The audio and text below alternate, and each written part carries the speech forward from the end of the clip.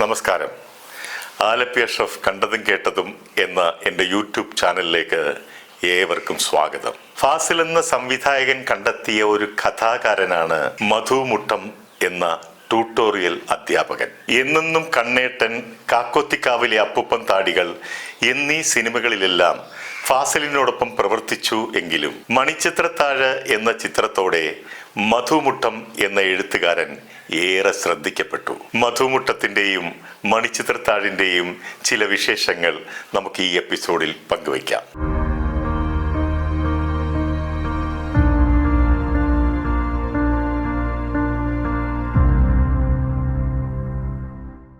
മണിച്ചിത്രത്താഴിന്റെ കഥ മാത്രമല്ല, വരുവാനില്ലാരും ഇന്നൊരു നാളും ഈ വഴിക്ക് എന്ന് തുടങ്ങുന്ന മനോഹരമായ ഗാനത്തിന്റെ വരികൾ നമുക്ക് സമ്മാനിച്ചതും മധുമുട്ടം എന്ന എഴുത്തുകാരനാണ്. ഹരിപ്പാടുള്ള മുട്ടം എന്ന സ്ഥലത്ത് നിന്ന് വന്ന മധു എന്ന ചെറുപ്പക്കാരൻ ചില കഥാതന്തുക്കൾ ഫാസിലിനെ പറഞ്ഞു കേൾപ്പിക്കുന്നു. അതിൽ ഫാസിലിന് ഇഷ്ടപ്പെട്ട കഥകൾ രണ്ടുപേരും ചേർന്ന് അതിനെ വികസിപ്പിച്ച് ഒരു സിനിമ സ്ക്രിപ്റ്റാക്കി മാറ്റുന്നു. അങ്ങനെയുള്ള കൂട്ടായ്മയിൽ നിന്ന് ഉടലെടുത്ത ആദ്യ ചിത്രങ്ങളായിരുന്നു എന്നെന്നും കണ്ണേറ്റനും കാക്കോത്തിക്കാവിലെ അപ്പുപ്പൻ താടികൾ എന്ന സിനിമയും. സ്വന്തം അമ്മയെ ശുശ്രൂഷിക്കുന്നതിനും പരിചരിക്കുന്നതിനും വേണ്ടി ജീവിതം മാറ്റിവെച്ച മധു അമ്മയുടെ വേർപാടിന് ശേഷവും ഇന്നും അവിവാഹിതനായി തുടരുകയാണ്. മണിച്ചിത്രത്താഴിന്റെ രചനാവേളകളിൽ ചിലപ്പോഴൊക്കെ ഫാസിലിനോടൊപ്പം ഞാനും ഉണ്ടാകാറുണ്ട്. തന്റെ അമ്മ വീട്ടിൽ തനിച്ചായത് കാരണം എല്ലാ ദിവസവും വൈകുന്നേരങ്ങളിൽ മധു തിരികെ വീട്ടിലേക്ക് പോകും. അത് കാരണം രാത്രിയിലെ എഴുത്ത് ഫാസിൽ ഒഴിവാക്കി കൊടുക്കുകയും ചെയ്തു. ഇനി മധുവിന്റെ രസകരമായ ചില സ്വഭാവ വിശേഷങ്ങൾ പറയുകയാണെങ്കിൽ, അന്നൊക്കെ ട്രെയിനിൽ യാത്ര ചെയ്യുന്നത് ഭയമായിരുന്നു. കാറിൽ യാത്ര ചെയ്യുകയാണെങ്കിൽ മുൻ സീറ്റിൽ ഇരിക്കില്ല. ബസ്സിൽ യാത്ര ചെയ്യുകയാണെങ്കിൽ സൈഡ് സീറ്റിൽ ഒരിക്കലും ഇരിക്കില്ല.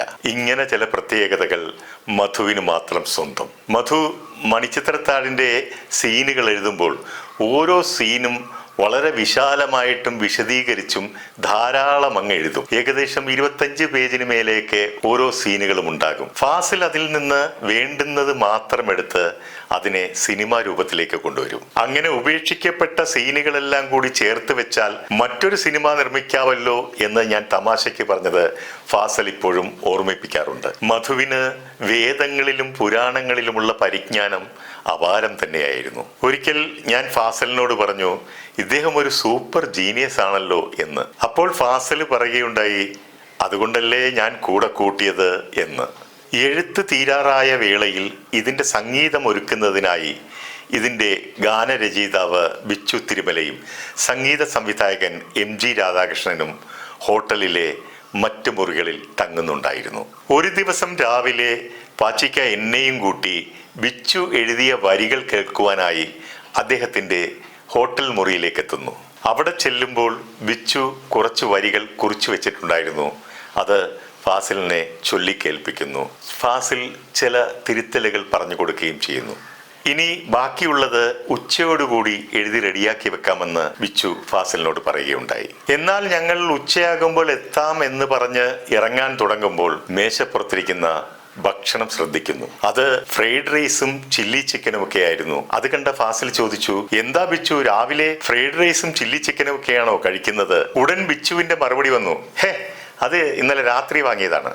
അപ്പോൾ തന്നെ ഹോട്ടലിലെ ഒരു ബേറർ ഒരു പ്ലേറ്റിൽ വലിയ നീളത്തിലുള്ള ഒരു നെയ് റോസ്റ്റും ഒരു വടയും ഒരു കപ്പ് ചായയുമായി കയറി വന്നു. എന്നാൽ ഞങ്ങൾ പോയിട്ട് ഉച്ചയ്ക്ക് വരാമെന്ന് പറഞ്ഞ് ഞങ്ങൾ അവിടെ നിന്ന് ഇറങ്ങുന്നു. ഉച്ചയ്ക്ക് തിരിച്ചു വന്ന ഞങ്ങൾ കാണുന്നത് ഫ്രൈഡ് റൈസും ചില്ലി ചിക്കനും കഴിച്ചു കഴിഞ്ഞിരിക്കുന്നു. ആ പ്ലേറ്റുകൾ കാലി. ഇപ്പുറത്ത് നെയ് റോസ്റ്റും വടയും കഴിക്കാതെ അതേപോലെ ഇരിപ്പുണ്ട്. എഴുതിയതെല്ലാം കേട്ടുകൊണ്ടിരിക്കുമ്പോൾ അതാ കയറി വരുന്നു ഊണുമായിട്ട് ഒരു ബേറർ. എന്നാൽ ഭക്ഷണമൊക്കെ കഴിക്കൂ, ഞങ്ങൾ ബാക്കിയുള്ളത് കേൾക്കാൻ വൈകുന്നേരം എത്താം എന്ന് പറഞ്ഞ് ഞങ്ങൾ അവിടെ നിന്ന് ഇറങ്ങി. ഞങ്ങൾ വൈകുന്നേരം എത്തിയപ്പോൾ ഉച്ചയ്ക്ക് കൊണ്ടുവന്ന ഊണ് അവിടെ തന്നെ ഇരിപ്പുണ്ട്. അതിനടുത്തുണ്ടായിരുന്ന നെയ് റോസ്റ്റും വടയും ആ പ്ലേറ്റ് കാലിയായിരിക്കുന്നു. ഇത് കണ്ട പാച്ചിക്ക എന്നെ നോക്കി ഒന്ന് ചിരിച്ചു. ഒരുപക്ഷെ എഴുത്തിന്റെ ലഹരിയിൽ ഭക്ഷണ കാര്യങ്ങളിലുള്ള ശ്രദ്ധക്കുറവുമാകാം. ഈ സിനിമയിലെ പഴന്തമിഴ് പാട്ടിഴയും എന്നുള്ള ഗാനം സംഗീത സംവിധായകൻ MG രാധാകൃഷ്ണൻ ആഹരി രാഗത്തിലാണ് ചിട്ടപ്പെടുത്തിയെടുത്തത്.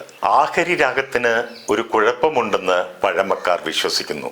ആഹരി രാഗത്തിൽ സംഗീതം ചെയ്താൽ ദാരിദ്ര്യം വിട്ടുമാറില്ല എന്നും അവർ പരമദരിദ്രരായി വൻ കുഴപ്പത്തിലേക്ക് പോകുമെന്നുമാണ് ആ വിശ്വാസം. മണിച്ചിത്രത്താഴിലെ കഥയിലെ ദുരൂഹതകളും മന്ത്രവാദവും അതോടൊപ്പം ആഹരി രാഗവും കൂടി കടന്നു വന്നപ്പോൾ അതിലാകെ ഭയന്ന സംഗീത സംവിധായകൻ MG രാധാകൃഷ്ണൻ ആരോടും പറയാതെ ആലപ്പുഴയിൽ നിന്നും മുങ്ങി. പിന്നീട് ശ്രീകുട്ടനും മറ്റും ഇടപെട്ടാണ് ആളിനെ തിരികെ കൊണ്ടുവന്നത്. ഇനി വിശ്വസിച്ചാലും ഇല്ലെങ്കിലും ഈ സിനിമയുമായി ബന്ധപ്പെട്ട ചിലർക്കൊക്കെ ചില ദുരനുഭവങ്ങൾ ഉണ്ടായിട്ടുണ്ടെന്നുള്ളതും മറ്റൊരു സത്യമാണ്. എന്നാൽ മധുമുട്ടം രചിച്ച ഈ കഥ കണ്ട് കൈയടിച്ചവർ മലയാളികൾ മാത്രമല്ല. ഇന്ത്യയിലെ ഒട്ടുമിക്ക ഭാഷക്കാരും അവരുടെ ഭാഷയിൽ ഈ ചിത്രം കണ്ട് കൈയടിച്ചു. മധുമുട്ടം എന്ന എഴുത്തുകാരനെ ഓർക്കാൻ ഈ ഒരൊറ്റ ചിത്രം മാത്രം മതി. കാലം എത്ര കഴിഞ്ഞാലും ഫാസിലിനെയും മധുമുട്ടത്തെയും മണിച്ചിത്രത്താഴിനെയും മറക്കാനാവാത്ത രീതിയിൽ ചരിത്രത്താളുകളിൽ സ്വർണ്ണ ലിപികളാൽ എഴുതി കഴിഞ്ഞു. ഫാസിലും മധുമുട്ടവും വീണ്ടും ഒരുമിക്കുന്ന ഒരു സിനിമ അണിയറയിൽ ഒരുങ്ങിക്കൊണ്ടിരിക്കുകയാണ്. നമുക്ക് പ്രതീക്ഷയോടെ കാത്തിരിക്കാം. വീണ്ടും അടുത്ത എപ്പിസോഡുമായി നമുക്ക് കാണാം. നന്ദി, നമസ്കാരം.